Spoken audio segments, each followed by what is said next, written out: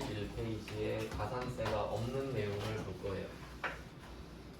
물론 지금은 제가 주제별로 분류를 해놔서 이제 가산세가 없어요 하면 없구나 하면 되긴 하는데 실제 시험에서는 그렇지 않죠. 그러니까 이번에 나온 애들은 왜 없는지를 정확히 아셔야 되는 거예요. 왜 가산세가 없는지. 근데 일단 세금 계산서 쪽은 쉽죠. 뭐 늦게 발급했거나 발급 안 했거나 늦게 받았거나 이런 얘기를 안 하면 없는 거니까.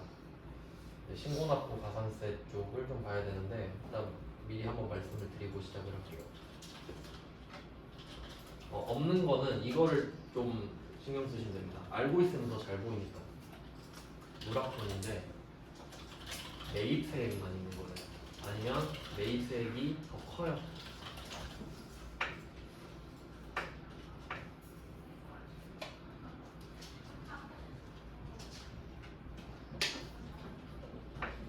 누락분 매입세액만 있거나 아니면 누락분 매출세액보다 매입세액이 더 커요. 이렇게 되면 신고납부 가산세 없습니다. 일단 10%는요.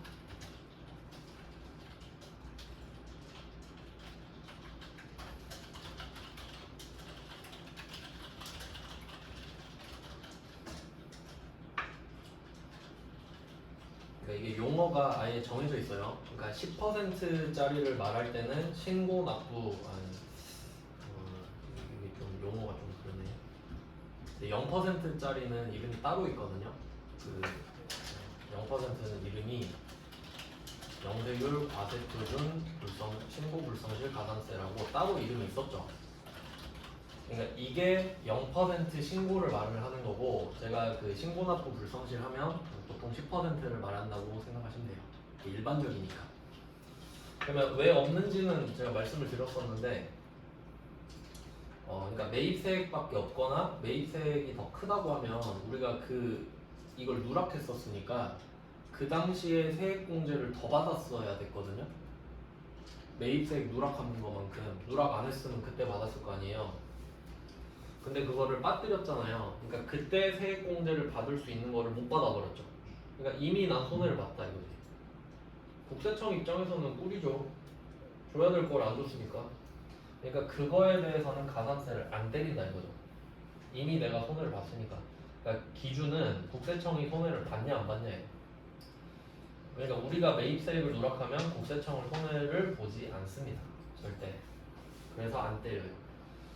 그러면 22번 문제가 시작인데 22번 문제는 제가 그 점선 하나 끄어놨죠. 점선 밑줄 하나 있잖아요. 예정신고 누락분이래요. 그럼 이거 신고납부 가산세 아니야? 이렇게 의심해야 되잖아요. 근데 보니까 원재료 매입이잖아요. 매입. 그러면 90만 원을 그때 그러니까 덜 냈어야 됐는데 90만 원을 그때 덜 냈어야 됐는데 이걸 깜빡해가지고 더 내버렸죠. 그럼 내가 90만 원 이미 손해를 봤잖아요. 그리고 지금 덜 내겠지 이제 90만 원을. 그럼 이미 난 손해를 봤거든요. 그러니까 가산세는 없습니다. 그래서 요거 잘 나오니까 조심하시기 바랍니다. 네, 이 정도 설명드리고 아마 이것 때문에 넣어놓은 것 같은데 쭉 한번 입력해볼까요? 요거는 파란색 K랩으로 하겠습니다. 파란색 K랩으로.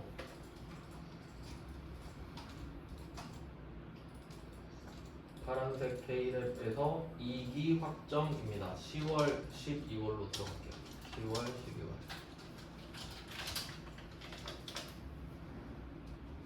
자, 하나씩 보겠습니다. 매출 자료부터 볼게요. 첫 번째 거, 제품 매출. 전자 세금 계산서 발급. 전자 의미 있는 거죠? 가산세가 없다는 뜻이죠? 네, 1번에다가 2억 적고요. 종이였으면은 가산세를 몽땅 받았겠죠? 그 다음에 두 번째 거, 신용카드로 결제한 제품 매출. 요것도 그 비고를 잘 보시면은 전자세금계산서 미발급이라고 돼 있는데요. 만약에 이 신용카드로 결제한 제품 매출 옆에 세금계산서 발급이라고 써 있으면 이 금액을 합쳐서 1번에 같이 써야 되죠. 근데 세금 계산서 발급은 안 했으니까 카드 전표만 준 거잖아요. 그러니까 얘는 3번으로 가요.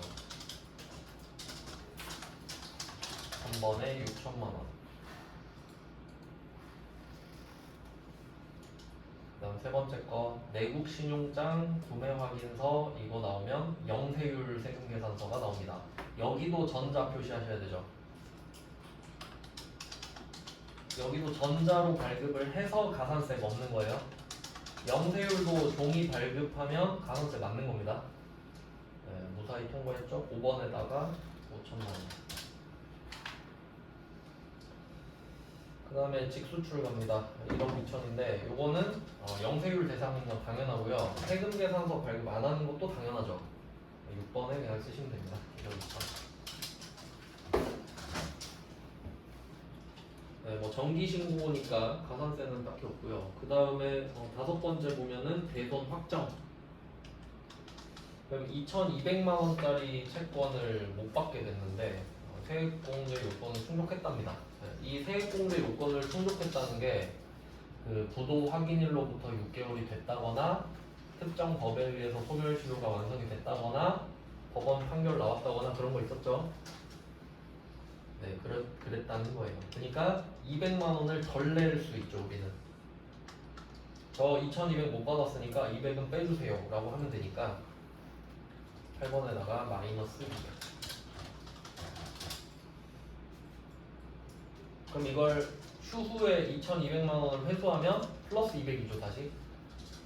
그러니까 세액공제를 받았다라는 게 마이너스 200이에요. 회수했다면 플러스 200이고 저번에 회수가 나왔던 거 맞죠? 네, 매출은 끝났습니다.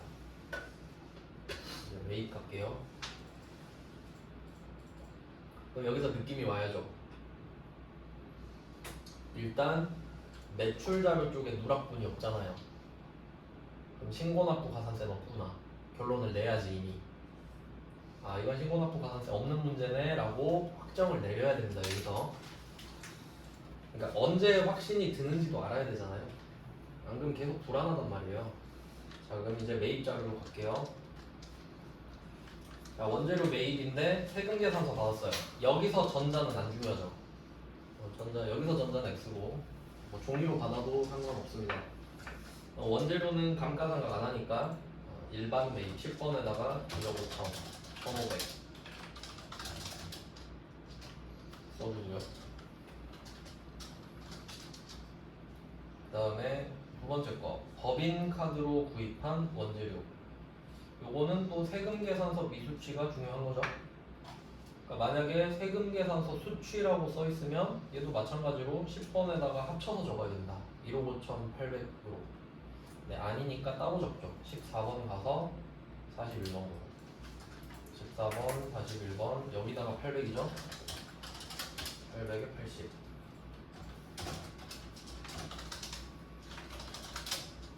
네, 이렇게 두 개 일단 썼고요. 다음은 세 번째 거. 자, 세 번째 거는 거래처 접대용 선물 세트를 샀는데 당연히 고정자산 아니죠. 감가상각 안 하고 줘버렸는데 그럼 요거는 770만 원인데요. 여기 10번에다가 포함시켜야 되죠. 얘도 세금 계산서 받았으니까. 그래서 10번에 770만 원 더 할게요. 1억 5,770만 원으로 바꾸고 있습니다. 1,577만 원 이렇게 쓰고 뭐 한 번에 하셔도 되는데 저는 이렇게 싸우면서 하는 게 취향이어가지고 네 이렇게 했고요. 그러면은 이거 한 개 더 생각해봐야 돼요. 지금 세금 계산서를 받았잖아요. 네, 불공제 사유죠. 그러면 54번 불공이니까 메인 매출 전표에 쓰죠. 그러니까 공제는 못 받지만 메인 매출 전표에 적기 때문에 신고서로 반영이 되는 거죠. 지금. 근데 만약에 이게 카드 전표를 받았다 이럴 수도 있잖아요. 그러니까 전자 세금 계산서 수취 대신에 신용카드 매출 전표나 현금 영수증 수취 이렇게 써 있을 수도 있잖아요. 그러면 안 적죠. 아무데도 안 적죠. 일반 전표니까. 네, 그래서 그거를 알고 계시면 되겠습니다.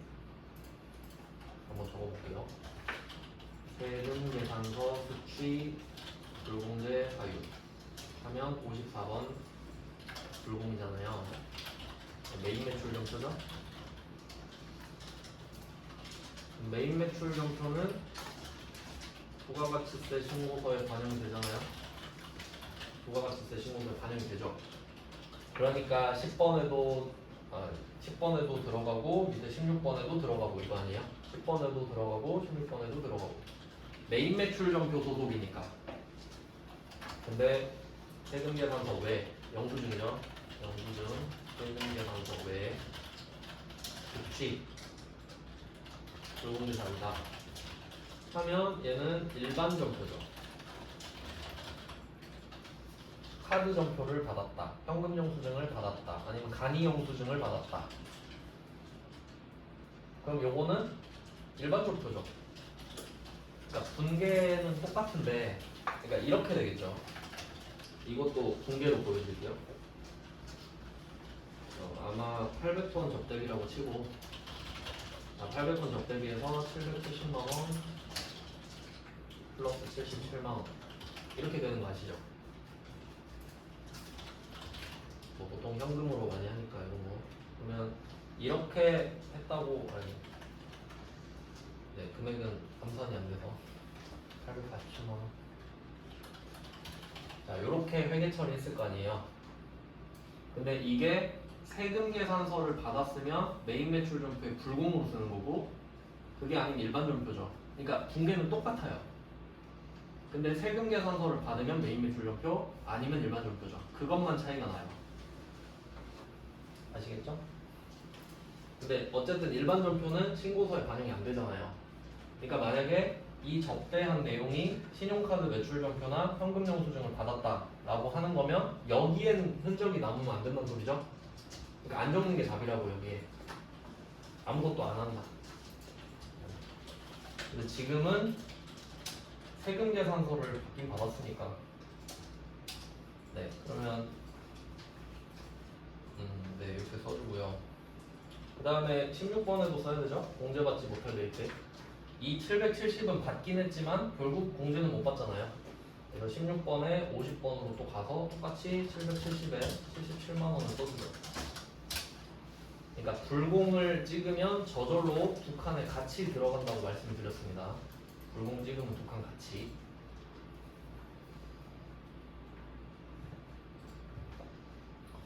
네, 이렇게 됐고요. 그 다음에 원재료 매입이죠. 그러니까 원재료 매입은 누락분이죠.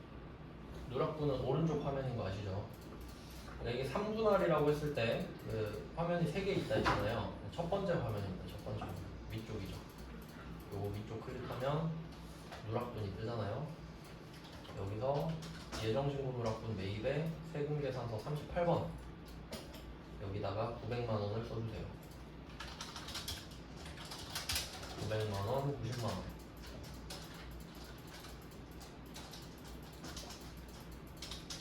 네, 그러면 2번에 90을 덜 내는 거죠. 그리고 이것도 방심하면 안 되죠. 세금 계산서니까 지연 수치 조심해야죠. 지연 수치. 받을 때는 지연 수치만 조심하면 되죠. 줄 때는 다 고려해야 되잖아요. 지연 발급, 미발급, 지연 전송, 미전송, 1% 그 종이. 발급할 땐 5개인데 받을 땐 딱 하나만 고려하면 되죠. 지연 수치냐 아니냐. 전자도 필요 없잖아요. 여기서도 전자는 필요 없고 정상적으로 수취했다는 말이 지연 수치가 아니란 소리죠. 제때 받았다. 그럼 끝이죠. 가산세 없으니까. 네, 그 다음에 밑에 기타 보시면은 이제 이게 은근히 복병이에요. 이걸 먼저 읽는 게 좋아요. 기타 같은 거는. 기타는 전자신고 하기로 한다. 10,000원이죠. 전자신고 세액공제. 그 다음에 두 번째 거는 세금 계산서 발급 시 국세청 전송보. 그러니까 미전송, 지연전송 가산세 없다는 소리죠. 네, 이렇게 됐습니다. 그렇게 중요한 문제는 아니었는데 그냥 그 점선 찍은 것만 좀 잘 보시면 되겠고요. 네, 그 다음에 23번. 요거는 조금 특이한 형태로 나왔는데 원래 원래는 신고서를 단독으로 내지만 이 문제는 문제 두 번째를 보시면 대손세 공제 신고서를 작성하고 부가가치세 신고서도 작성을 해요. 좀 치사하죠. 두 문제를 한 문제처럼 냈으니까. 네, 뭐 그렇다네요. 그러면 이걸 먼저 할까요? 대손세 공제 신고서를. 최종적으로 신고서에 반영이 되는 거니까 대손세 공제 신고서를 먼저 하는 게 좋겠네요.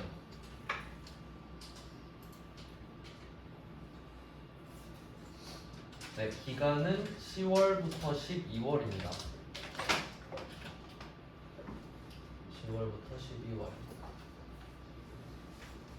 그러면 이때 그 매출 자료 쪽을 보시면은 5번 요거 따로 그 대손세 공제 신고서에도 넣어놓은 문제일 거예요. 이거 5번만 박스 치라고 한 적이 있거든요. 5번만 박스를 치셔서 이게 대손세 공제 신고서입니다. 이렇게 적어두시든지 연결하시든지 제목에 있는 글자랑.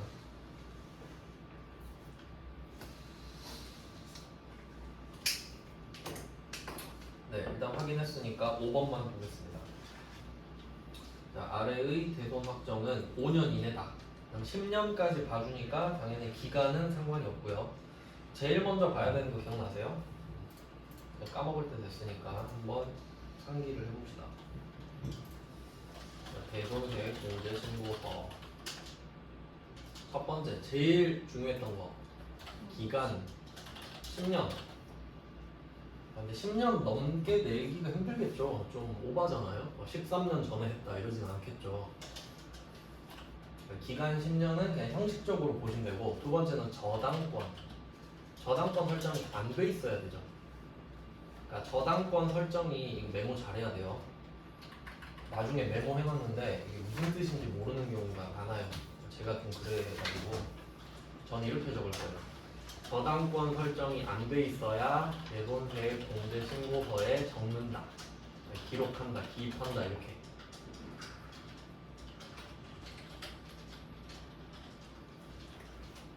그러면 당연히 저당권이 설정이 돼 있으면 대손세 공제 신고서에 안 적는다는 소리겠죠. 그 저당권 개념을 생각해야 돼요. 저당권이 쟤가 돈 안 갚으면 쟤 물건 내가 경매로 팔아버릴 수 있는 권리였잖아요. 좀 안 돼 있어야 뭐 해달라고 하지. 돼 있으면은 난 돈 받으니까. 그다음에 세 번째가 대손세 공제 사유였죠.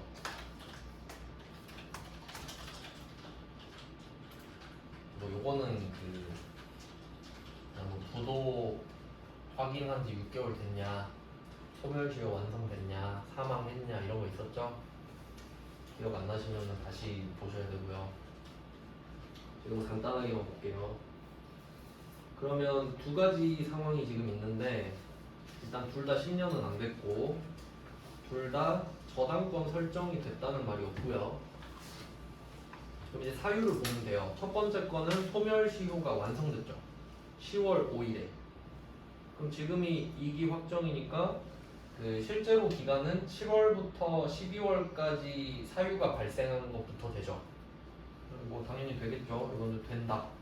적을 겁니다. 그래서 네, 이 문제는 그 이 당초 공급일 칸이 생기기 전에 나온 문제라서 당초 공급일을 안 알려줬어요. 그냥 똑같이 쓸게요. 원래는 따로 있을 텐데 2023년 10월 5일 이렇게 적겠습니다. 그러니까 지금 안 나와 있습니다. 공급일이. 대손 확정일도 똑같이 적을게요. 그냥.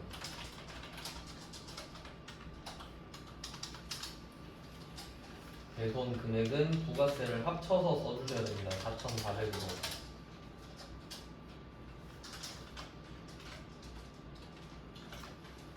거래처는 그냥 적을게요. 주세요.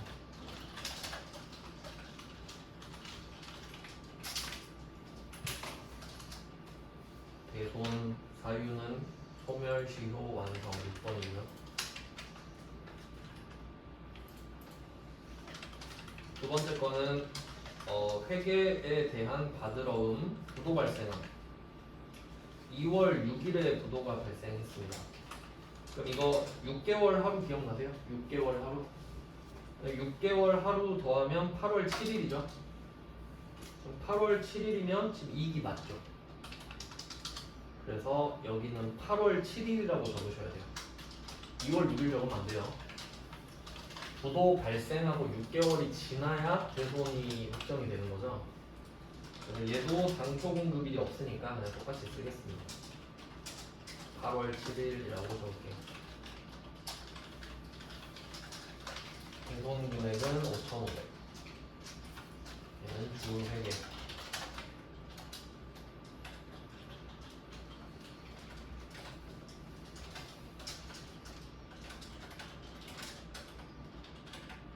네, 대본 사유는 부도 6개월 경과. 네, 이렇게 적으면 900만 원을 덜 내겠죠. 그러니까 지금 이걸 보셔야 돼요. 대손세액이 지금 플러스 900만 원이잖아요. 여기는 못 받은 돈 적는 거라 했죠. 못 받은 돈. 너 얼마 못 받았어? 하니까 저 999,900만 원이요. 이렇게 말한 거죠. 그럼 900만 원 빼줄게 라고 말한댔죠. 그러니까 이게 신고서로 넘어가면 마이너스 900이 된다고 말씀드렸어요. 900 안 내는 거니까. 네, 그러면 저장을 합시다. 얘는 반응을 봐야 되니까. 그리고 저장. 그리고 신고서로 가셔서 10월, 12월을 딱 쓰면 이렇게 반영이 돼야 정상. 안 그러면 신고서가 무슨 의미가 있겠어요? 여기 다 적을 거면. 그러니까 원래는 거기에 적어서 낸 게 이렇게 반영이 된다는 거죠. 근데 지금 가라로 하고 있잖아요. 가라로 직접 적고 있잖아 지금. 네, 그래서 이런 식으로. 실제로 이렇게 그냥 직접 쓰셔도 되는데 장부 정리 안 한 사람들은요. 네, 이렇게 하고 나머지 쓰라는 거거든요. 나머지는 그냥 쉬우니까 쭉 할게요. 자, 1번 세금계산서 과세 매출액. 이렇게 별말 없으면 다 전자로 간주하시면 돼요. 9억 7천. 1번에 9억 7천. 그 다음에 2번과 3번. 2번과 3번은 현금과세 매출액인데 현금 영수증이 미발급됐으니까 요거는 4번에 쓰셔야 되고요. 그러면 카드는 3번에 쓰고 3천만 원. 얘도 부가세 포함이니까. 그 다음에 4번에는 요거는 딱 봤을 때 1,050만 원인데 계산 잘 안 되죠. 1,155만 원이잖아요. 이거 딱 보면 이제 많이 보면 여러분도 그렇게 돼요. 요거거든요. 1,050. 10%가 붙으니까 해볼게요. 나누기 1.1 하면 1,050이죠. 요 사이에 105만 원이 들어가니까 1,050. 장난 한번 쳤죠? 1.1로 나누시면 됩니다. 이런 건 아무것도 아니죠. 1,050에 105만 원. 그리고 이거 아시죠? 이거 미발급 가산세 아니죠? 발급은 안 했지만 증빙은 안 줬지만 신고는 하고 있잖아요 지금. 가산세는 없어요. 그 다음에 직수출은 6번에 7천만 원. 여기 있는 건 가산세 다 없죠. 정기신고니까. 그 다음에 매입자료 갑니다. 매입자료는 첫 번째 전자세금계산서. 전자 필요 없고요. 이 중에 원재료가 6억 2천, 기계가 9천이네요. 따로따로 써줍니다. 10번에 6억 2천, 2,200. 11번에 2천만 원, 900만 원.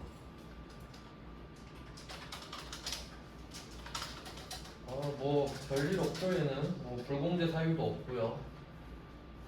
깔끔하게 딱 끝났네요. 미환급세액만 적어주시면 되네. 미환급세액은 21번. 21번에 300.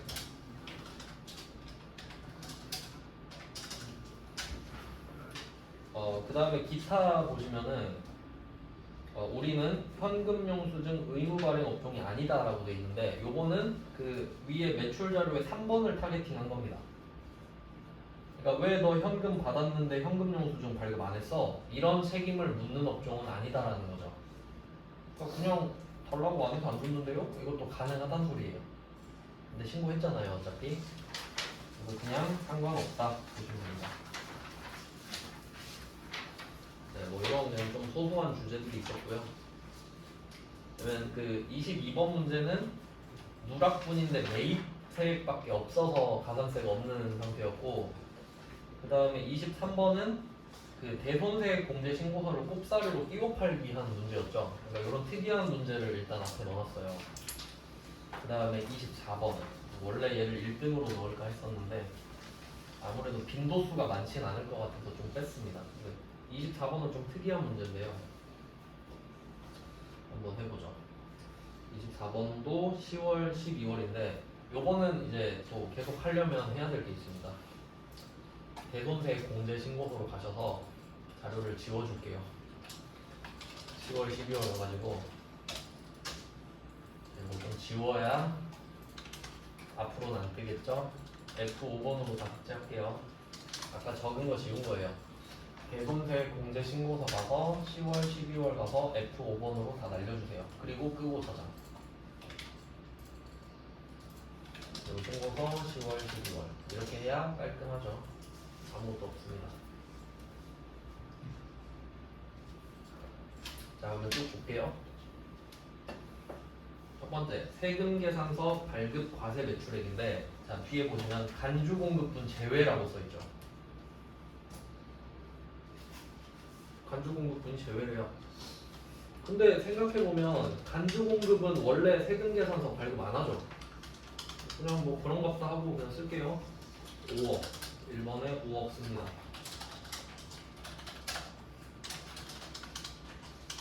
자, 두 번째는 현금 영수증 과세 매출액 3번이죠. 3번에 2억. 이거 별말 없고요.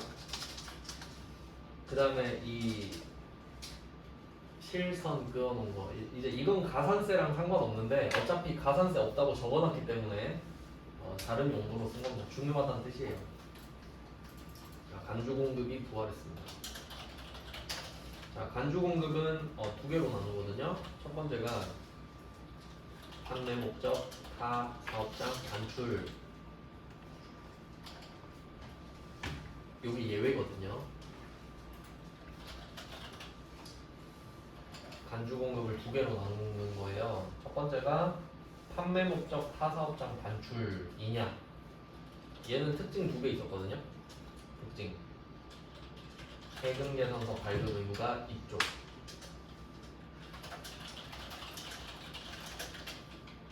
세금계산서를 줘야 됩니다. 그러니까 얘는 핸디캡 때문에 하는 게 아니라 도와주기 위해서입니다. 오히려 세금을 늦게 환급받을까봐 빨리 환급받을 수 있게 도와주는 제도거든요. 그래서 세금계산서 발급 의무가 있다. 그리고 원가 기준이다. 그러니까 예외입니다.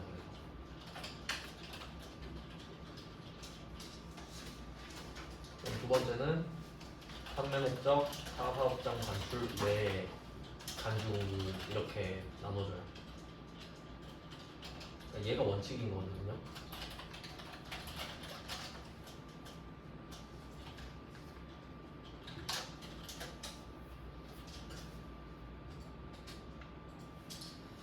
그럼 얘는 뭡니까? 아까 봤죠? 세금계산서 발급 의무 없고 시가 기준이고.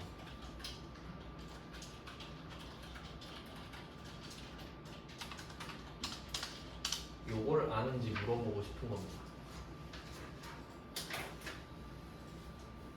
그러면 매출자료 세 번째 줄에 보면은 간주 공급에 해당하는 판매 목적 타사업장 반출이거든요. 그러니까 요것도 의미를 좀 잘 해석해 보면 판매 목적 타사업장 반출이 전부 다 간주 공급인 건 아니에요. 간주 공급이 아닌 판매 목적 타사업장 반출도 있을 수 있어요. 그게 뭔지 모르겠지만 근데 간주 공급이라잖아요. 그럼 얘는 세금계산서 발급을 했겠죠. 의무가 있으니까. 그리고 기준은 원가겠죠. 그 두 개 아니야 이거지. 근데 혹시 몰랐었어도요. 다 써놨죠. 700만 원에 세금계산서 발급했다고. 몰라도 풀 수 있지 않아요? 그냥 시키는 대로 하면 정답이잖아요. 700만 원 적고 세금 계산서 발급 1번에 쓰면 정답 아닙니까? 근데 알고 있으면 더 잘 보인다 이거죠. 자, 그러면 이제 그 첫 번째 칸의 간주 공급분 제외가 무슨 말인지를 알아야겠네요. 세 번째 칸을 말하고 있는 거잖아요. 그러면 세 번째 칸도 세금 계산서 발급했죠. 700만 원짜리. 근데 그건 제외했대잖아요. 그러면 더해서 같이 써라 그 소리죠. 이런 거 조심해야 된다 했죠.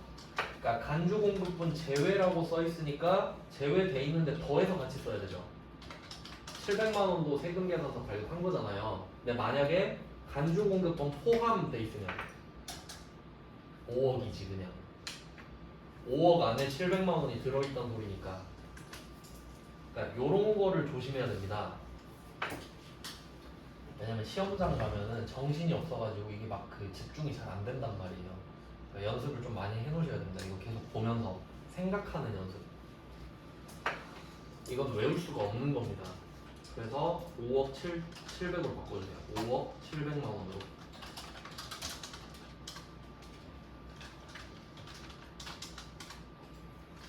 그리고 또 깨야 할 디테일을 보면은 전자 발급해서 가산세는 따로 없죠. 네, 여기다가 또 장난칠 수 있죠. 종이 세금 계산서 정상 발급 이러면 700만 원에 미발급 1% 그렇게 낼 수 있잖아요. 아니면 또 지연 발급했다 뭐 이렇게 낼 수도 있고.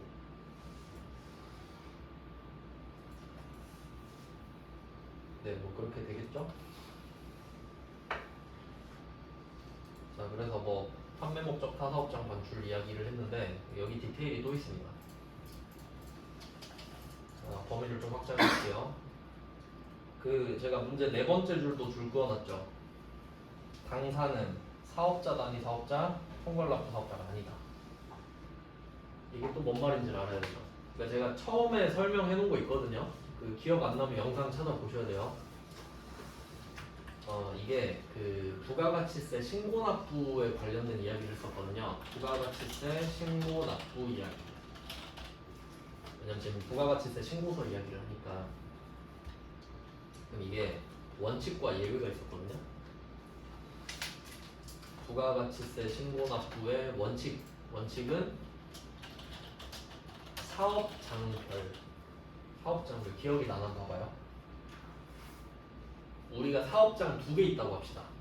사업장이 2개 있는 거는 자식이 2명 있는 거랑 똑같죠. 그러면 자식 2명은 별개니까 각각 신고 납부해야 된다 했죠. 그게 원칙. 그럼 지금은 사업자 단위 사업자랑 총괄 납부 사업자가 아니니까 원칙이란 소리예요. 이걸 적어두시면 돼요. 그러니까 우리는 지금 원칙대로 사업장별로 신고 납부를 하고 있다 이 소리예요.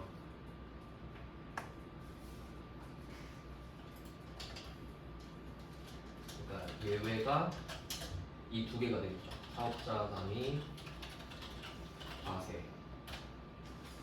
사업자 단위 과세 사업자인데 원래는. 그리고 주사업장 총괄 납부. 자, 요거는 예외입니다. 사업자 단위 과세를 하거나 주사업장 총괄 납부를 한 건 예외입니다. 그러니까 내가 사업장이 2개니까 그냥 한 개처럼 할게요. 이게 사업자 단위 과세예요. 내가 사업자 1명이니까 2개를 그냥 나 기준으로 묶어서 사업자 등록번호가 하나예요, 아예. 그러면 A랑 B랑 둘 다 내 건데 사업자 등록번호가 하나면 발급을 못하죠. 세금 계산서 발급이 안 되죠, 내가 나한테. 그리고 주사업장 총괄납부는 어차피 세금을 같이 내잖아요. 그러니까 별로 실익이 없거든요. 그러니까 이 예외에 해당하면은 간주공급이 아닙니다. 그러니까 판매 목적 타사업장 반출이 아니란 소리예요.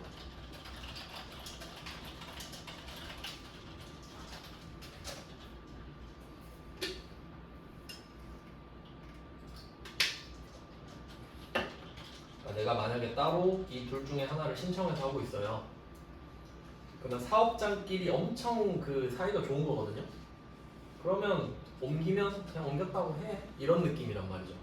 그러니까 그때는 판매 목적 타사업장 반출이어도 간주공급이 아니다 이 말이지. 그럼 간주 공급이 아니라는 거는 가만히 있으면 된다 그랬죠. 그러니까 만약에 저 같으면은 이렇게 내봤을 것 같아요. 당사는 사업자단위 과세사업자다. 그럼 그 말이 나오잖아요. 그럼 여기에 세 번째 거 있죠. 간주 공급에 해당하는 판매 목적 타사업장 반출. 그럼 얘는 그냥 X표 치면 끝나요. 아무것도 안 하면 돼요. 그냥 옮기면 돼요. 어차피 너도 내 거고 너도 내 거니까 이런 느낌이거든요. 그러면 오답률이 더 증가하죠. 그래서 그렇게 낼 수도 있어서 말씀을 드리는 거예요. 네, 그리고 또 한 번 더 보면은 사업자 단위 과세사업자는 사업자 등록번호가 한 개니까 선택권이 없어요. 절대 세금 계산서 발급 못 하거든요. 근데 주사업장 총괄납부는 사업장이 두 개가 있는데 A랑 B가 있는데 A만 납부를 하는 거거든요. 그러니까 그때는 A랑 B랑 사업자 등록번호가 달라요. 그럼 A가 따로 신고하고 B도 따로 신고하고 납부만 A가 하는 게 주사업장 총괄납부거든요. 근데 A에서 B로 넘기면서 굳이 세금 계산서를 줄 수도 있는 거죠. 사업자 등록번호가 다르니까. 그럼 그때는 간주 공급으로 인정해줘요. 뭐 그렇게는 안 되겠지만. 그래서 그러니까 제가 아까 예를 든 게 사업자 단위 과세 사업자라고 낼 거라고. 그럼 걔는 세금 계산서를 줄 수가 없으니까 그냥 간주 공급이 아닌 게 돼요, 답이. 그 정도까지는 좀 대비하면 좋지 않을까. 너무 많이 갔나? 네. 그래서 말씀드린 거예요. 네, 그러면 간주 공급까지 해결을 했습니다. 앞에서 배운 간주 공급이랑 좀 다르죠, 느낌이. 그 다음에 수출로 갈게요. 수출은 직접 수출이 6번에 3천만 원. 그 다음에 두 번째 거 세금계산서 발행분이면 얘는 당연히 영세율 세금계산서입니다. 그리고 여기서 두 개 체크해야 되죠. 전자 말 안 했죠. 그리고 정상발급. 정상발급은 가산세 없다는 소리죠. 그래서 5번에 1,000만 원. 별말 없으면 전자라고 전제하시면 되겠습니다. 네, 이렇게 해서 여기 정기신고니까 가산세 없고요. 그 다음에 매입 갈게요. 매입은 자동차 나왔네요. 자동차는 고정자산이죠. 11번에 3천만 원, 300만 원. 근데 이거 공제 못 받죠? 바로 16번, 50번 따라갑니다. 16번에 50번. 3천만 원, 300만 원. 네, 뭐 차는 바로 끝냈고. 그 다음에 원재료는 10번은 일반이죠? 4억 9천 4천입니다.